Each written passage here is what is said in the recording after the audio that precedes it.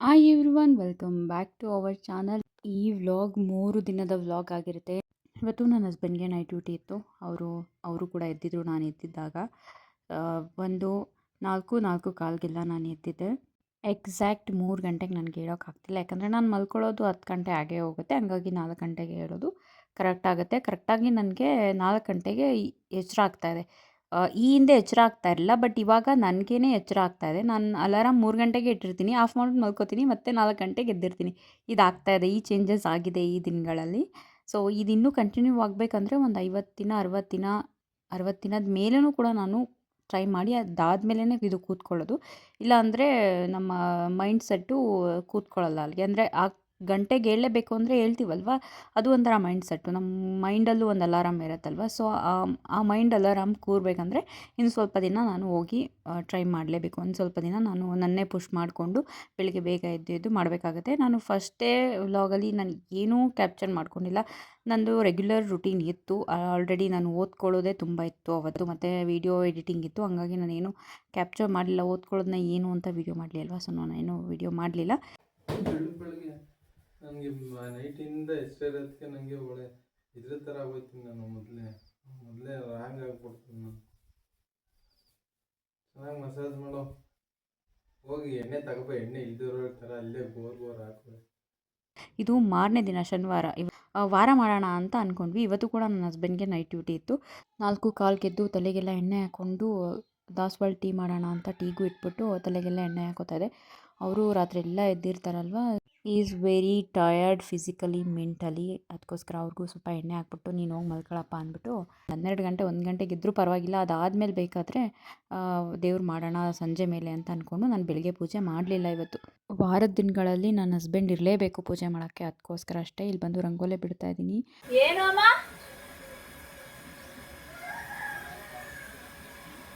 ಆಗು ಏನ್ ಇಬ್ರೇ ಸಹಿಸ್ತಾ ಕೂತವ್ರಲ್ಲ, ಯಾರನ್ನ ಕರೀದೀಯಾ?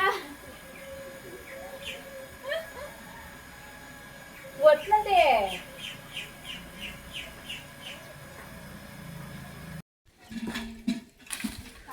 ಮಂಡ್ಲದವ ಹಿಂಗಿರುತ್ತಾ ಇದು? ಸತ್ತೋಗೈತಾ? ಅಕ್ಕೋ ಅಲ್ಲಾಡ್ತಾ ಇದೆ. ಬೇಗ ಸಾಯಲ್ಲ, ಅದು ಸುಟ್ಟಾಕ್ಬೇಕು ಅಂತಾರೆ ತಾನೇ ಇದನ್ನ.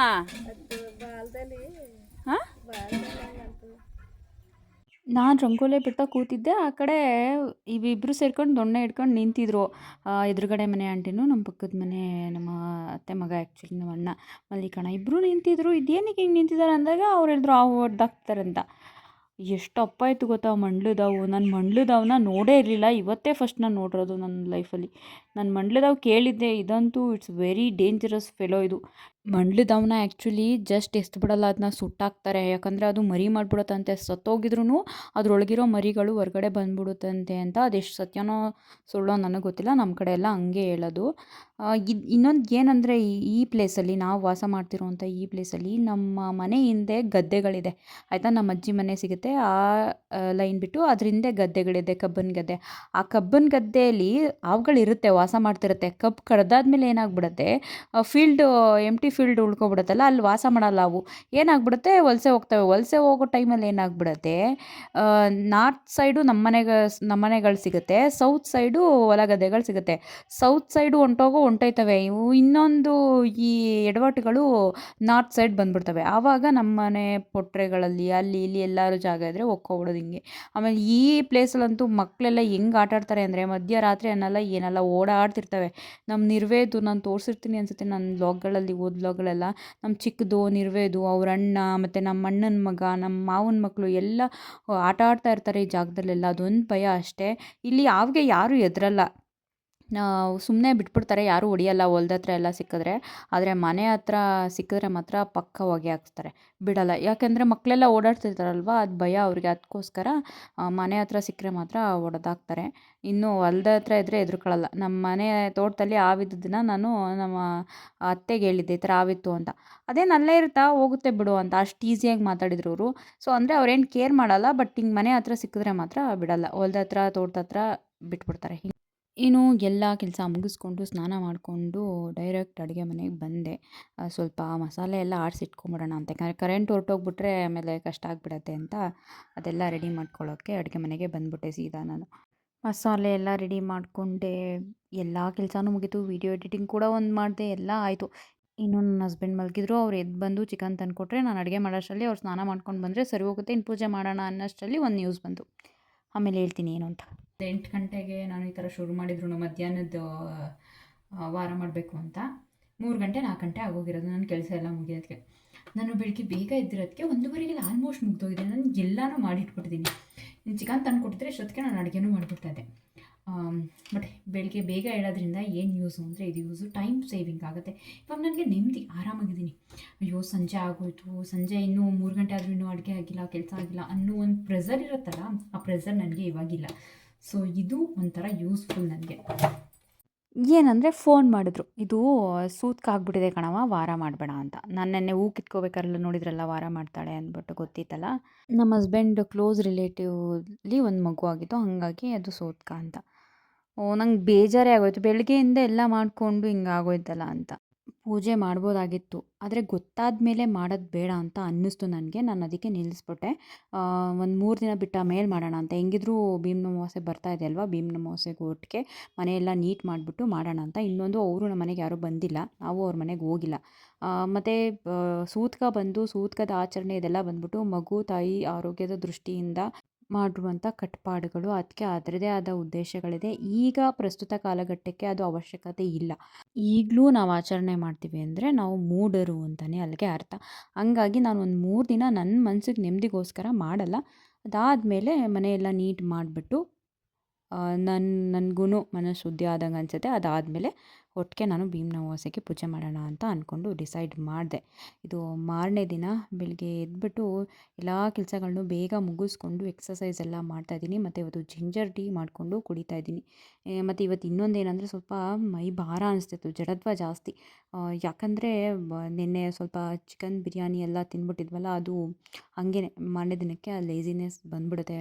ಚಿಕನ್ ಮಟನ್ ತಿಂದಿದ್ದು ಮಾರನೇ ದಿನಕ್ಕೆ ಹಂಗಿತ್ತು. ನನಗೆ ಎಕ್ಸಸೈಸ್ ಮಾಡೋಕ್ಕೆ ಹುಮ್ಮಸ್ಸೇ ಇರಲಿಲ್ಲ. ಆದ್ರೂ ಅರ್ಧ ಕೆಲಸ ಮಾಡೋದು, ಅರ್ಧ ಎಕ್ಸಸೈಸ್ ಮಾಡೋದು, ಅಡುಗೆ ಮಾಡೋದು, ಎಕ್ಸಸೈಸ್ ಮಾಡೋದು, ಹಿಂಗೆಲ್ಲ ಮಾಡಿ ನಾನು ನನ್ನ ಬಾಡಿನ ಆ್ಯಕ್ಟಿವ್ ಮಾಡಿಕೊಂಡೆ. ಇದು ಒಂಥರ ಟಿಪ್ಸು. ನಿಮ್ಗೆ ಏನಾದರೂ ಜಡತ್ವ ಅನಿಸ್ತಿದೆ ಅಂತಂದರೆ ಆ ದಿನ ನೀವು ಕೆಲಸ ಮಾಡ್ಕೊಂಡು ಒಂದಷ್ಟು ಮೂಮೆಂಟ್ ಮಾಡೋದು, ಹೀಗೆ ಮಾಡ್ತಾ ಹೋದರೆ ನಮ್ಮ ಬಾಡಿ ಒಂದು ಸ್ವಲ್ಪ ವಾರ್ಮ್ ಅಪ್ ಥರ ಆಗಿ ಅದಾದಮೇಲೆ ಅದು ಎಕ್ಸಸೈಸ್ಗೆ ಅದೇ ಕೂತ್ಕೊಂಡ್ಬಿಡುತ್ತೆ. ಅದಾದಮೇಲೆ ಬೇಕಾದರೆ ಎಕ್ಸಸೈಸ್ ಮಾಡ್ಬೋದು.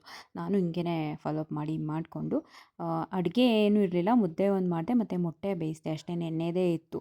ಅದಾದಮೇಲೆ ಫ್ರೆಶ್ ಅಪ್ ಆಗಿ ಇಲ್ಲಿ ರೆಡಿ ಆಗಿಬಿಟ್ಟು ಹೋಗ್ತಾಯಿದ್ದೀನಿ. ನಾನು ನಮ್ಮ ಅಜ್ಜಿ ಬಂದು ನಮ್ಮ ಅಜ್ಜಿಯವರ ಅಕ್ಕನ ಮಗಳ ಊರಿಗೆ ಹೋಗ್ತಾಯಿದ್ವಿ. ನಮ್ಮ ಅಜ್ಜಿಯವರ ಅಕ್ಕನ ಮಗಳು ಗಂಡ ತೀರೋಗಿದ್ರು. ಅವ್ರು ನನಗೆ ದೊಡ್ಡಪ್ಪ ಆಗಬೇಕು. ನಾನು ಆ ವ್ಲಾಗ್ನ ಅಪ್ಲೋಡ್ ಮಾಡಿದ್ದೀನಿ. ನಾನು ಅವರ ಅಂತ್ಯಕ್ರಿಯೆಗೆ ಭಾಗವಹಿಸಿದ್ದು ವ್ಲಾಗ್ ಹಾಕಿದ್ದೀನಿ. ಅದರಲ್ಲಿ ಹೇಳಿದ್ದೀನಿ ಅನಿಸುತ್ತೆ ಸ್ವಲ್ಪ. ಅಲ್ಲಿಗೆ ಅವ್ರನ್ನ ಮಾತಾಡ್ಸ್ಕೊಂಡು ಬರೋಕ್ಕೆ ಹೋಗ್ತಾ ಇರೋದು. ಯಾಕೆ ಅಂತ ಹೇಳಿದ್ರೆ ನಾನು ತಿಥಿಗೆ ಹೋಗ್ತಾಯಿಲ್ಲ. ತಿಥಿ ಬಂದುಬಿಟ್ಟು ಭೀಮ್ನ ಅಮಾವಾಸ್ಯೆ ದಿನ ಬಿದ್ದಿದೆ, ಅವತ್ತು ನಾನು ಹೋಗ್ತಾ ಇಲ್ಲ. ಹಂಗಾಗಿ ಇವಾಗ ಹೋಗಿ ಮಾತಾಡ್ಸ್ಕೊಂಡು ಬಂದುಬಿಡೋಣ ಅಂತ ನಾನು ಹೋಗ್ತಾಯಿದ್ದೀನಿ. ನಮ್ಮ ಅಜ್ಜಿ ಸೀರೆ ಉಡಿಸ್ಬೇಕಂತೆ, ಅವರು ಸೀರೆ ಉಡಿಸ್ಬಿಟ್ಟು ಬರೋಣ ಅಂತ ಅವರು ಹೋಗ್ತಾ ಇದ್ದಾರೆ. ಹಂಗಾಗಿ ನಮ್ಮ ಅಜ್ಜಿ ಒಬ್ಬರೇ ಹೋಗ್ತಾರಲ್ಲ, ಅದು ಹಿಂಸೆ. ಹಂಗಾಗಿ ನಮ್ಮ ಅಜ್ಜಿ ಕರ್ಕೊಂಡು ಹೋಗ್ತಾಯಿದ್ದೀನಿ. 2 ಉದ್ದೇಶಗಳು ನೆರವೇರ್ದಂಗೆ ಆಗುತ್ತೆ ಅಂತ. ನಂದು ರೆಡಿ, ಬಟ್ ಶಾಪಿಂಗು ಮಾಡ್ಕೊಂಡು ಬರೋಣ ಅಂತ ಅಂದ್ಕೊಂಡಿದ್ದೀವಿ. ನೋಡೋಣ, ಗೊತ್ತಿಲ್ಲ. ನಾನು ಇನ್ನೇನು ಲಿಪ್ಸ್ಟಿಕ್ ಅದಲ್ಲೆಲ್ಲ ಏನು ಹಾಕಲ್ಲ. ಯಾಕೆ ಅಂದರೆ ನಾವು ಕಷ್ಟದ ಮನೆಗೆ ಹೋಗ್ತಿದ್ವಿ ಸಿಂಗಿ, ಇಷ್ಟೇ. ಇವಾಗ ಹೋಗ್ತಾಯಿದ್ವಿ, ಬಸ್ಸಲ್ಲಿ ಹೋಗ್ತಾಯಿದ್ವಿ. ನನಗೆ ಅದೊಂದು ಹಿಂಸೆ, ಅಭ್ಯಾಸ ತಪ್ಪೋಗಿದೆಯಲ್ಲ ಬಸ್ಸು ಅಂದರೆ ಒಂಥರ. ಗಾಡಿ ಬೇಕಾದ್ರೆ ತೊಗೊಂಡು ಹೊಂಟೋಗ್ಬಿಡ್ತೀನಿ. ಬಟ್ ನಮ್ಮ ಅಜ್ಜಿ ಅವತ್ತು ಸಾವನ್ ದಿನವೇ ಕೂರಿಸ್ಕೊಂಡು ಹೋದ್ನ, ಅವರು ಬೆನ್ನೋವು, ತೊಡೆನೋವು ಎಲ್ಲ ಬಂದ್ಬಿಡತ್ತೆ ಅವ್ರಿಗೆ. ಅವ್ರು ಹೆದರ್ತಾರೆ ನನ್ನ ಜೊತೆ ಗಾಡಿದು ಬರೋಕ್ಕೆ. ಅದಕ್ಕೋಸ್ಕರ ಬಸ್ಸಲ್ಲೇ ಹೋಗ್ಬಿಡೋಣ ಅಂತ ಹೋಗ್ತಾಯಿದ್ದೀನಿ ಮಂಡ್ಯಗೆ. ಅವ್ರದ್ದು ಸಾವನ್ ದಿನ ನಾವು ಮಾತಾಡ್ಕೊಂಡ್ವಿ ಅಲ್ವಾ, ಆ ವ್ಲಾಗಲ್ಲಿ ಹೇಳಿದ್ದೀನಿ. ನಾವು ಮಾತಾಡ್ಕೊಂಡಿದ್ವಿ 11 ಗಂಟೆ ಬಸ್ಗೆ ಹೋಗೋಣ ಅಂದ್ಬಿಟ್ಟು. ನಾನು ನಮ್ಮ ಅಜ್ಜಿ ರೆಡಿಯಾಗಿ ಹೋದ್ವಾ. ಬಸ್ ಸ್ಟ್ಯಾಂಡ್ಗೆ ಹೋದರೆ ಅವತ್ತು ಬಸ್ಸೇ ಇಲ್ಲ. ಮತ್ತೆ ಮನೆಗೆ ಬಂದು ವಾಪಸ್ ನಾನು ಗಾಡಿ ತೊಗೊಂಡು ನಮ್ಮ ಅಜ್ಜಿ ಕೂರಿಸ್ಕೊಂಡು ಹೋಗಿದ್ದೆ. ಅವತ್ತೆಲ್ಲ ಪಾಪ ಅವ್ರಿಗೆ ಬ್ಯಾಕ್ ಪೇಯ್ನು ಮತ್ತು ತೊಡೆ ನೋವೆಲ್ಲ ಬಂದುಬಿಟ್ಟಿತ್ತು. ಆ ಕಡೆಯಿಂದ ನಮ್ಮ ಮಾವ ಕರ್ಕೊಂಡು ಬಂದುಬಿಟ್ರು ಕಾರಲ್ಲಿ. ಗ್ರಾಮದಲ್ಲಿ ಬದುಕ್ತಾ ಇದ್ದೀವಿ ಅಂದರೆ 10 ಗಂಟೆ ಬಸ್ಸಿಗೆ ಬರ್ತಾ ಇಲ್ವಂತೆ. ಇವಾಗ ನಾವು ಬೈಕಲ್ಲಿ ಹೋಗ್ತಾ ಇದ್ವಿ.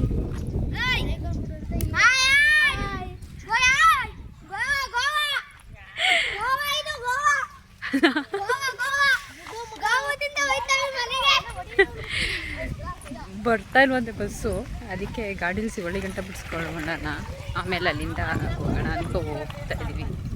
ಇಷ್ಟೇ ಮುಂದುವರೆದ್ರು. ಈ ಥರ ಸಣ್ಣ ಪುಟ್ಟ ಹಳ್ಳಿನ ತುಂಬ ನೆಗ್ಲೆಕ್ಟ್ ಮಾಡ್ತಾರೆ.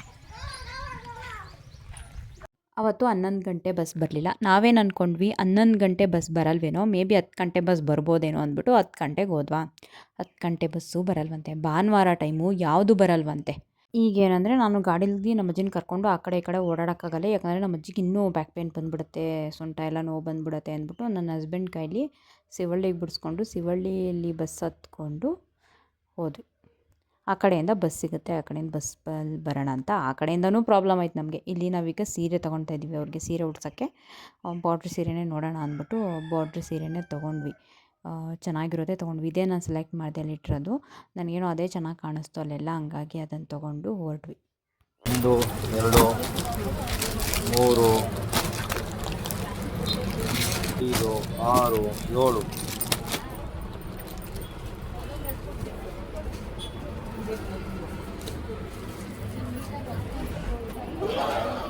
ನೋಡಮ್ಮ, ಇತ್ತಾಳವ ಹತ್ತಾಳವ ನನಗೆ ಇದೇ ತಾಳದ.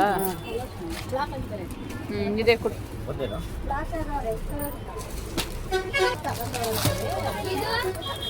ಡ್ಯಾಮೇಜ್ ಏನಾಗಿರೋದಿಲ್ವಾ? ಇಲ್ಲ ಮೇಡಮ್, ಡ್ಯಾಮೇಜ್ ಇಲ್ಲ, ಫುಲ್ ಗ್ಯಾರಂಟಿ.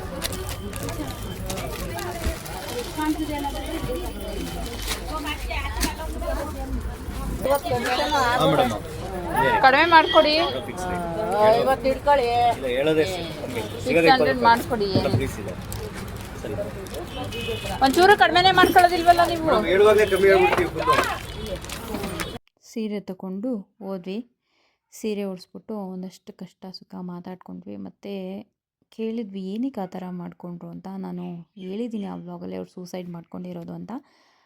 ಅಲ್ಲಿ ಏನೇನೇನೋ ಮಾತಾಡ್ತಾಯಿದ್ರು ಆವತ್ತಿನ ದಿನ. ಬಟ್ ಇವ್ರು ಕೇಳ್ದಾಗ್ಲೇ ನಮಗೆ ರಿಯಾಲಿಟಿ ಗೊತ್ತಾಗಿದ್ದು. ಆ್ಯಕ್ಚುಲಿ ಕೈ ನೋವಿತ್ತಂತೆ, ಕೈಗೆ ರಾಡ್ ಹಾಕಿದ್ರಂತೆ, ಅದು ಇನ್ಫೆಕ್ಷನ್ ಆಗಿ ತುಂಬ ನೋವು ಕೊಡ್ತಿತ್ತಂತೆ. ಅದು ಆಪ್ರೇಷನ್ ಮಾಡೋಕ್ಕೂ ಆಗ್ತಾ ಇರಲಿಲ್ವಂತೆ, ಅವರು ಆಪ್ರೇಷನ್ಗೂ ಒಪ್ತಾ ಇರಲಿಲ್ವಂತೆ.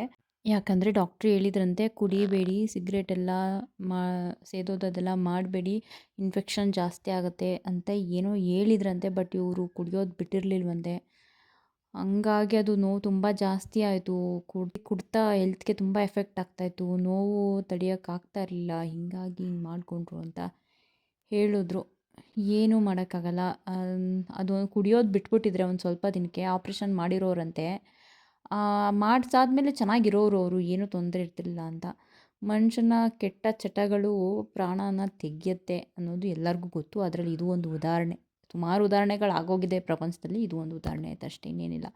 ನಮಗೆ ಅಂತೂ ತುಂಬ ಬೇಜಾರು. ಆದರೆ ಆ ವ್ಯಕ್ತಿ ತುಂಬ ಒಳ್ಳೆಯ ವ್ಯಕ್ತಿ. ಬಟ್ ಇದು ಯಾಕೆ ಹಿಂಗೆ ಮಾಡಿಕೊಂಡ್ರು, ಆ ಚಟಕ್ಕೆ ದಾಸರಾಗಿ ಈ ಥರ ಆಗೋಯ್ತು. ಏನು ಮಾಡೋಕ್ಕಲ್ಲ. ಅವರಂತೂ ತುಂಬ ಬೇಜಾರಲ್ಲಿದ್ದರು. ಅವರು ಈಗ 1-2 ವರ್ಷದಿಂದ ಮಗನೂ ಕಳ್ಕೊಂಡಿದ್ರು. ಮತ್ತು ಗಂಡನೂ ಹೋದಾಗ ಎಷ್ಟು ನೋವಾಗುತ್ತೆ ಅಂತ ಗೊತ್ತು, ಅನುಭವಿಸಿರೋರಿಗಷ್ಟೇ ಗೊತ್ತಾಗೋದು. ಸೊ ಏನು ಮಾಡೋಕ್ಕಾಗಲ್ಲ, ಮಾತಾಡಿಸ್ಕೊಂಡು ಬಂದ್ವಿ. ಆ ಕಡೆಯಿಂದನೂ ಬಸ್ ಸಿಗಲಿಲ್ಲ. ಮತ್ತು ಶಿವಳ್ಳಿ ಹತ್ರ ಬಂದು ಶಿವಳ್ಳಿಗೆ ನನ್ನ ಹಸ್ಬೆಂಡ್ನ ಕರೆಸ್ಕೊಂಡು ಅಲ್ಲಿಂದ ಊರಿಗೆ ಬಂದ್ವಿ. ಅವತ್ತು ಹಂಗಾಯಿತು. ಮತ್ತು ಮನೆಗೆ ಬರೋಷ್ಟರಲ್ಲಿ ನನಗೆ ಆರ್ಡ್ರು ಬಂದಿತ್ತು. ಎಸೆನ್ಷಿಯಲ್ ಆಯಿಲು ಆರ್ಡ್ರ್ ಮಾಡಿದ್ದೆ. ಇದು ಬಂದಿತ್ತು. ಇದು ನನ್ನ ಹತ್ರ ಒಂದೇ ಒಂದು ಪೀಸ್ ಇತ್ತು, ಯಾವುದೋ ಒಂದು ಬೇರೆ ಫ್ರೇಗ್ರೆನ್ಸ್ದು. ಸೊ ಅದು ಖಾಲಿಯಾಗಿತ್ತು ಅಂತ ಇನ್ನೊಂದು ಆರ್ಡ್ರ್ ಮಾಡಿದ್ದೆ. ಇಷ್ಟು ಬಂದಿತ್ತು. ಆ ಬಸ್ ಸ್ಟ್ಯಾಂಡಲ್ಲಿ ಬಿಸಿಲಲ್ಲೇ ಕೂತಿದ್ಕೋ ಏನೋ ಸಿಕ್ಕಾಪಟ್ಟೆ ಟಯರ್ಡ್ ಆಗೋಗಿತ್ತು ನನಗೆ. ನಾನು ಬಂದು ಡ್ರೆಸ್ ಚೇಂಜ್ ಮಾಡಿ ಸುಮ್ಮನೆ ಕೂತೆ. ಮುಖನೂ ತೊಳೆಯೋಕೆ ನಂಗೆ ಮನಸ್ಸಿರಲಿಲ್ಲ, ಅಷ್ಟು ಟಯರ್ಡ್ ಆಗೋಗಿತ್ತು. ಸುಮ್ಮನೆ ಕೂತ್ಕೊಬಿಡೋಣ ಅಂತ ಕೂತ್ಕೊಬಿಟ್ಟಿದ್ದೆ. ಅಷ್ಟರಲ್ಲಿ ನನ್ನ ಹಸ್ಬೆಂಡು ನಡಿ ಹೋಗೋಣ ನಿಮ್ಮ ಊರಿಗೆ, ಬೆಣ್ಣೆ ಇಸ್ಕೊಂಡು ಬರೋಣ ಅಂತ. ನಮ್ಮ ತಾಯಿ ಬೆಣ್ಣೆ ಹಾಕ್ಸಿಟ್ಟಿದ್ರು. ನಾಳೆ ಇಸ್ಕೊತೀನಿ ಬಿಡು ಅಂತ ನಾನು ಸುಮ್ಮನೆ ಆಗಿದ್ದೆ. ನೀವು ಹೋದಾಗ ಇಸ್ಕೊಂಡು ಬನ್ನಿ ಅಂತ. ಇಲ್ಲ ಇಲ್ಲ ಈಗಲೇ ಹೋಗಿ ಇಸ್ಕೊಂಬರೋಣ ಅಂತ ನನ್ನ ಹಸ್ಬೆಂಡ್. ಮತ್ತೆ ರೆಡಿಯಾಗಿ ಹೋಗ್ಬೇಕಾ ಅಂತ ಅನಿಸ್ಬಿಡ್ತು. ಅದಕ್ಕೆ ಸುಮ್ಮನೆ ಅದೇ ಬಟ್ಟೆ ಹಾಕೊಂಡು ಮುಖನೂ ತೊಳಿಲಿಲ್ಲ, ಏನಿಲ್ಲ, ಸುಮ್ಮನೆ ಹಂಗೆ ಹೋದೆ. ಇವಾಗ ಮತ್ತೆ ನಮ್ಮ ತಾಯಿ ಮನೆಗೆ ಹೋಗ್ತಾ ಇದ್ದೀವಿ, ಬೆಣ್ಣೆ ಇಸ್ಕೊಂಡು ಬರೋಣ ಅಂತ. ಇವಾಗ ಸಂಡೇ ಅಲ್ವಾ, ಹಂಗಾಗಿ ಇರೋದೆಲ್ಲ ಕೆಲಸ ಮುಗಿಸ್ಕೊಬಿಡೋಣ ಹೊರಗಡೆದು ಅಂತ. ನನ್ನ ತಾಯಿ ಮನೆಗೆ ಹೋದ್ವಿ. ಅಲ್ಲಿ ಜಾಸ್ತಿ ಹೊತ್ತಿರಲೇ ಇಲ್ಲ. ಅವರು ಕೂಡ ಚಿಕನ್ನು ಮಟನ್ನು ಎಲ್ಲ ಮಾಡಿದ್ರು. ತಿನ್ನು ತಿನ್ನು ಅಂತಾರೆ. ನಮಗೆ ಆಯ್ತಾಯಿಲ್ಲ. ನಾವು ನೆನ್ನೆಯಿಂದ ತಿಂದು ಸಾಕಾಗಿದ್ದೀವಿ. ಸಾಕಣಪ್ಪ ಅಂದ್ಬಿಟ್ಟು ಒಂದು ಕಾಫಿ ಮಾಡಿಕೊಡವ ಅಂದ್ಬಿಟ್ಟು ಕಾಫಿ ಮಾಡಿಸ್ಕೊಂಡು ಕುಡಿದ್ಬಿಟ್ಟು ಬೆಣ್ಣೆ ಇಸ್ಕೊಂಡು ಸೀದಾ ಮನೆಗೆ ಬೇಗನೆ ಬಂದುಬಿಟ್ಟು ಇದಾಗಿತ್ತು ನಮ್ಮ ವ್ಲಾಗ್. ಮತ್ತೊಂದು ವ್ಲಾಗ್ ಜೊತೆ ಸಿಗ್ತೀನಿ. ಇವತ್ತಂತೂ ಸಿಕ್ಕಾಪಟ್ಟೆ ಟಯರ್ಡ್. ನಾನೇನು ಅಂತ ಇಂಪ್ರೂವ್ಮೆಂಟ್ ಇಲ್ಲ, ಖಂಡಿತ ಓದ್ಕೊಳ್ಳು ಇಲ್ಲ, ಏನೂ ಇಲ್ಲ. ಎಕ್ಸಸೈಸ್ ಒಂದು ಮಾಡಿದೆ, ಬೆಳಗ್ಗೆ ಬೇಗ ಇದ್ದಿದ್ದೆ, ಅದೊಂದೇ ದೊಡ್ಡ ವಿಷಯ. Thanks for watching.